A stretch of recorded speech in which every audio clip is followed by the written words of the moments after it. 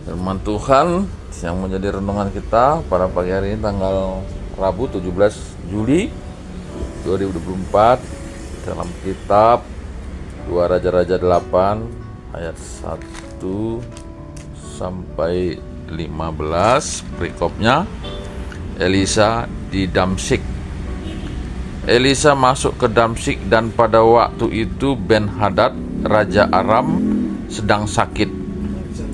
Ketika dikabarkan kepada raja, sudah datang abdi Allah kemari.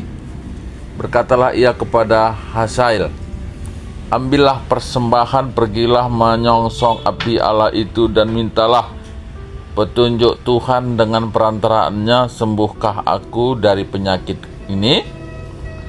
Lalu pergilah Hazael menyongsong dia, diambilnyalah persembahan berupa segala barang yang indah-indah dari Damsyik sebanyak muatan 40 ekor unta. Sesudah sampai, tampillah ia ke depan Elisa dan berkata, anakmu Ben-Hadad Raja Aram menyuruh aku menanyakan kepadamu, apakah aku akan sembuh dari penyakit ini? Jawab Elisa kepadanya, pergilah, katakanlah kepadanya, pastilah engkau sembuh. Namun demikian Tuhan telah memperlihatkan kepadaku bahwa ia pasti mati dibunuh. Elisa menatap dengan lama ke depan, lalu menangislah abdi Allah itu. Hazael berkata, mengapa tuanku menangis?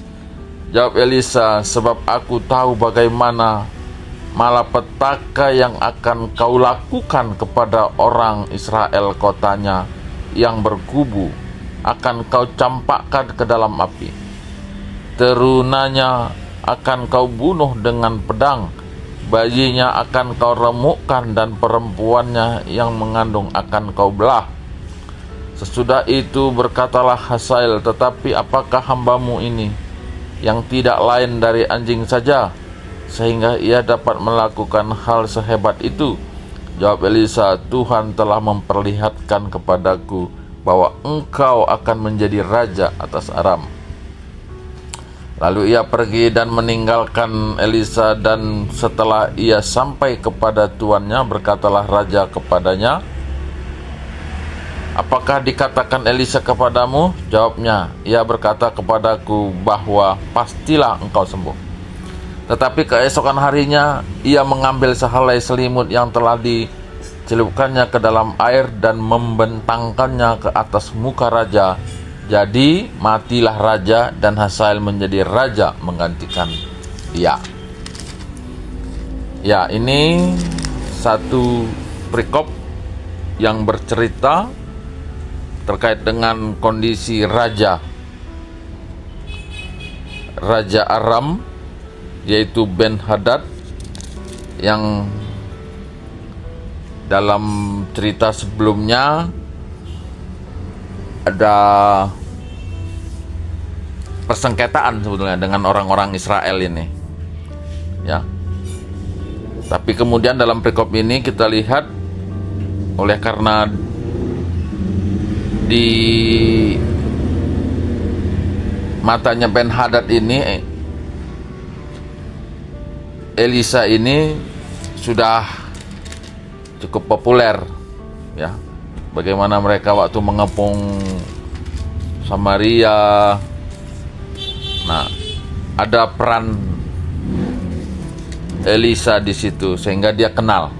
Dan ketika dia saat sakit, dia minta pegawainya, yaitu Hazael, untuk menemui si Elisa. Oleh karena dari cerita sebelumnya, dari peristiwa sebelumnya, dia tahu betul bahwa Elisa ini memang abdi Allah yang sungguh-sungguh dipakai Tuhan, sehingga dia menanyakan apakah kondisi sakitnya itu akan sembuh. Dan dalam perikop ini dia menyuruh pegawainya Hazael dan ketemu dengan membawa banyak persembahan. Nah, ini juga jadi perenungan bagi kita bahwa di dalam sejarah bangsa Israel persembahan-persembahan ini cukup banyak jenis ataupun namanya. Dan ya sebetulnya dari cerita Alkitab ini memang ada semacam sukacita Allah ketika kita memberikan persembahan kepada Tuhan. Nah, apakah itu persembahan dalam bentuk materi? Ya, dalam perjanjian lama itu persembahan bakaran ataupun persembahan dalam bentuk hewan yang baik. Tapi dalam perjanjian baru lebih menekankan kepada persembahan hati, persembahan hidup, ya, di dalam melakukan kehendak Tuhan.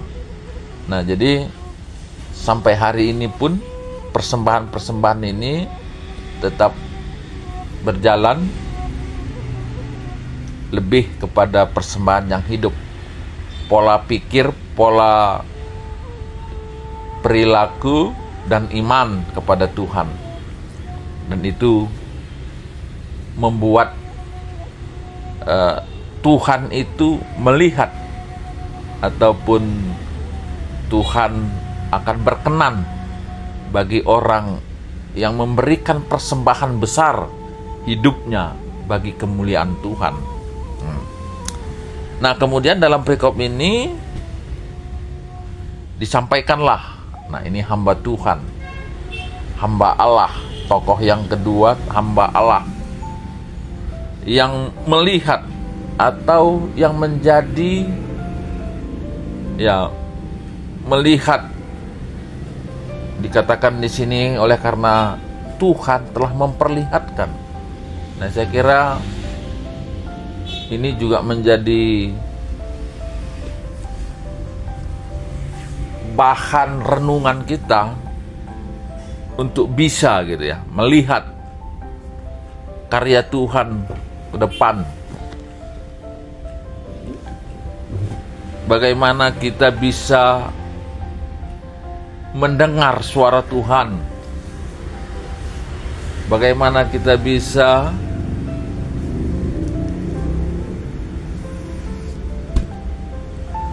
memperkirakan situasional akan datang oleh karena firman Tuhan. Nah, jadi dalam Alkitab ini dicatat bahwa Tuhan itu bisa berkata kepada kita langsung ke hati kita, bisa juga melalui mimpi, bisa melalui penglihatan, bisa juga melalui satu peristiwa alam dan lain-lain. Dan saya kira sampai hari ini pun banyak kesaksian-kesaksian orang terkait dengan hal penglihatan atau mendengar ini. Dan bukan sesuatu yang aneh, oleh karena Alkitab juga menceritakan itu. Bagaimana Elisa ini juga menyampaikan, sebab aku tahu bagaimana malapetaka yang akan kau lakukan kepada orang Israel. Ya. Nah, jadi Elisa sudah diberitahu sebelumnya. Nah, jadi marilah kita pun supaya lebih peka. Saya kira orang yang lebih banyak mendengar suara Tuhan atau mendengar firman Tuhan akan terus diproses untuk lebih peka. Lagi tidak sekedar firman Tuhan yang dibaca, tapi mungkin juga telinga untuk mendengar suara Tuhan. Nah, dan akhirnya dalam perikop ini yang dikatakan bahwa raja itu akan sembuh, tapi dia juga melihat bahwa dia akan mati dibunuh. Dan ternyata Hazael ini kemudian membunuhnya, dan kemudian dia menjadi raja sebagaimana yang disampaikan oleh Elisa sebelumnya. Nah, jadi memang kalau istilah berhala ya menerawang ya. Tapi di dalam kebenaran ini ya memang abdi Allah itu bisa melihat beberapa waktu ke depan, dan itulah yang disaksikannya, itu yang disampaikan.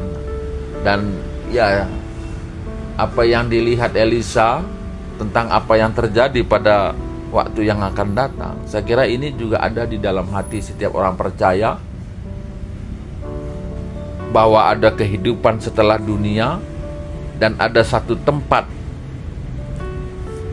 yang namanya neraka sebagai kehidupan yang tidak baik, dan ada surga yang tempat sukacita. Saya kira itu juga adalah di dalam setiap orang percaya, sesuatu yang akan datang yang pasti itu terjadi. Nah, itu pada akhir-akhir zaman, dan saya kira itu juga yang kita imani. Nah, persoalannya bagaimana kita bisa melihat tidak sejauh itu apa yang terjadi pada peristiwa seminggu, sebulan, setahun, 2 tahun yang akan datang. Nah,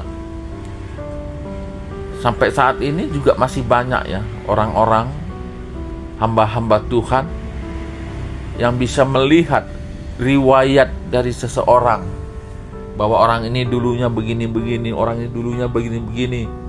Ada orang bisa melihat apakah orang itu dikuasai atau dipengaruhi oleh kuasa gelap atau tidak.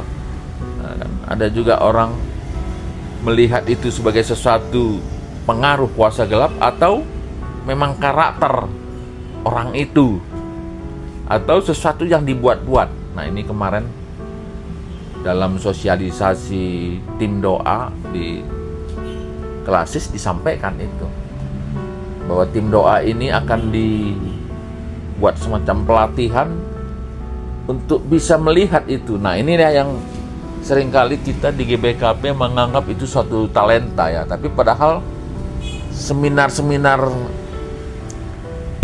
yang pernah dilakukan pun itu udah disampaikan bahwa bukan talenta itu, tapi sesuatu yang bisa dipelajari.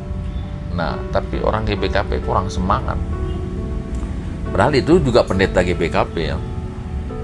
Bagaimana kita bisa melihat seseorang itu oleh karena pengaruh roh jahat, atau dibuat-buat, atau memang karakternya yang seperti itu. Nah, itu bukan talenta, tapi bisa dipelajari, ada ilmunya. Dan saya kira itu juga perlu pada waktu yang akan datang. GBKP mesti menerobos ke sana. Nah, jadi marilah dari perikop ini kita melihat bagaimana abdi Allah ini yang memakai hidupnya untuk kemuliaan Tuhan,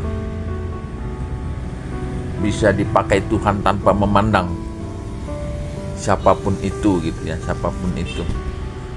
Walaupun tadi sebetulnya dalam pikiran manusia mungkin bisa saja begitu ditanya ya nggak tahu ya gitu kan, bisa saja ya. Karena ini orang Aram ini kan bukan orang yang punya hubungan baik dengan orang Israel. Tapi itulah hamba Tuhan, selalu melayani siapa saja yang ingin meminta pertolongan kepadanya. Berbahagialah orang yang merenungkan firman Tuhan siang dan malam, karena ia akan hidup seperti pohon yang tumbuh di pinggir sungai, yang berbuah pada musimnya dan daunnya tidak pernah layu, dan apapun yang dikerjakannya akan berhasil. Demikian firman Tuhan. Amin.